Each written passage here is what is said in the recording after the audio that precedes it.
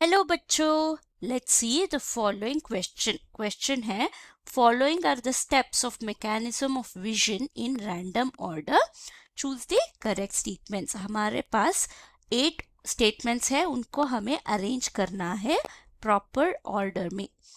इस क्वेश्चन का की कॉन्सेप्ट क्या है, हम यहाँ पे मैकेनिज्म के बारे में बात कर रहे हैं। मैकेनिज्म ऑफ विजन, ये किस सेंस ऑर्गन का फंक्शन है? ये है ह्यूमन आई का फंक्शन। अगर ह्यूमन आई का फंक्शन में देखा जाए, इसमें 3 लेयर्स होते हैं। आउटर लेयर जो है स्क्लीरा होता है, मिडल लेयर जो है वो है कोरॉइड, थर्ड लेयर जो होता है वो है रेटिना। रेटिना जो है वो हमारे हाईली फोटोसेंसिटिव सेल्स को रखती है, वो है रॉड्स और कोन्स। ये दोनों हमारा विजन के लिए इम्पॉर्टेंट है। तो अगर हम विजन का मैकेनिज्म देखें, इसमें फर्स्ट स्टेप आता है जब लाइट जो है हमारा रेटिना पे फॉल करता है।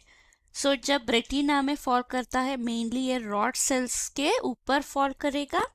रॉड सेल के अंदर एक इंपॉर्टेंट फोटोसेंसिटिव पिगमेंट होता है रोडोप्सिन। ये रोडोप्सिन डिसोसिएट हो जाता है, डिसोसिएट्स टू फॉर्म, ये डिसोसिएट होके 2 स्ट्रक्चर्स को फॉर्म करेगा, वो है रेटिनॉल, एक एल्डिहाइड और ऑप्सिन। ये है पहला फंक्शन, पहला स्टेप। जब ये दोनों सेपरेट हो जाएंगे, इससे क्या होगा, इससे हमारा ऑप्सिन का स्ट्रक्चर जो है वो चेंज होगा। स्ट्रक्चर ऑफ ऑप्सिन जो है वो चेंज हो जाएगा, कन्फर्मेशनल चेंजेस आ जाएंगे प्रोटीन में। और उसके बाद हमारा ऑप्सिन का स्ट्रक्चर चेंज हुआ, इससे क्या होगा, हमारा रॉड सेल्स का मेम्ब्रेन जो है, मेम्ब्रेन परमिएबिलिटी चेंज हो जाता है। मतलब ये परमिएबल होता है हमारा आयोन्स के लिए, जो इम्पल्स स्टार्ट करना शुरू कर देंगे। इस मेम्ब्रेन के पोटेंशियल चेंज होने के बाद पोटेंशियल डिफरेंसेस जनरेट हो जाएंगे। पोटेंशियल डिफरेंस जनरेट्स, तो हमारा सोडियम जो है वो अंदर आ जाएगा और पोटेशियम जो है वो बाहर चला जाएगा। ऐसे नर्व इम्पल्स जनरेट हो जाएगा। पोटेंशियल डिफरेंस के बाद क्या होता है, हमारा जो बाइपोलर न्यूरॉन्स होते हैं, बाइपोलर न्यूरॉन्स जो हमारे रेटिना के आसपास दिखते हैं, ये डीपोलराइज हो जाते हैं, बिकॉज सोडियम जो है वो अंदर आ जाता है। डीपोलराइज होने के बाद क्या है, मतलब ये एक्शन पोटेंशियल जनरेट कर रहा है। गैंग्लियन सेल्स जो है नियर बाय वो एक्साइट हो जाएंगे, गैंग्लियन सेल्स जो है वो एक्साइट हो जाएंगे। एक्साइट होने के बाद गैंग्लियन सेल से नेक्स्ट स्ट्रक्चर जो है वो है हमारा ऑप्टिक नर्व का।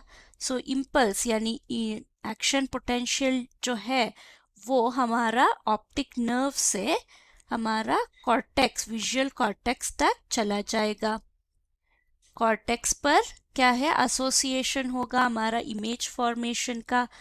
ये नर्व इम्पल्स जो आ रहा है कॉर्टेक्स तक, इससे हमें एनालाइज करना है और इसमें इससे इमेज फॉर्म करना है। इससे हमें विजन का जो परसीव स्टिमुलस है परसीव हो जाएगा। तो अगर हम फर्स्ट देखें, रोडोप्सिन डिसोसिएट होना चाहिए, तो ऑप्शन कहाँ है, तो हमारा स्टेटमेंट 7 है, जो कहता है dissociation of rhodopsin into retinol and obscene. तो पहला स्टेटमेंट है 7। सेकेंड स्टेटमेंट है ऑप्सिन का स्ट्रक्चर चेंज होता है, तो ये है 8 के बाद क्या होता है, इस स्ट्रक्चर चेंज की वजह से हमारा मेम्ब्रेन परमिएबिलिटी चेंज हो जाता है और मेम्ब्रेन परमिएबिलिटी से पोटेंशियल डिफरेंस जनरेट हो जाता है। तो इसके बाद है 2 और 6 के बाद क्या होगा, हमारा जो बाइपोलर सेल्स है डीपोलराइज हो जाएंगे और गैंग्लियन सेल्स एक्साइट हो जाएंगे। तो हमारा ऑप्शन है 4 के बाद 3, और गैंग्लियन सेल्स क्या करेंगे, इससे हमारा नर्व और ऑप्टिक नर्व तक हमारा एक्शन पोटेंशियल जाएगा, उसके बाद विजुअल कॉर्टेक्स जाएगा, उसके बाद हमारा इमेज का एनालिसिस और पुट टुगेदर होगा। तो 3 के बाद होता है 5 और लास्ट में आता है 1। तो हमारा करेक्ट आंसर क्या हुआ? करेक्ट आंसर है 7, 8, 2, 6, 4, 3, 5, 1। तो ऑप्शन है D. I hope you have understood the concept. Thank you and all the best.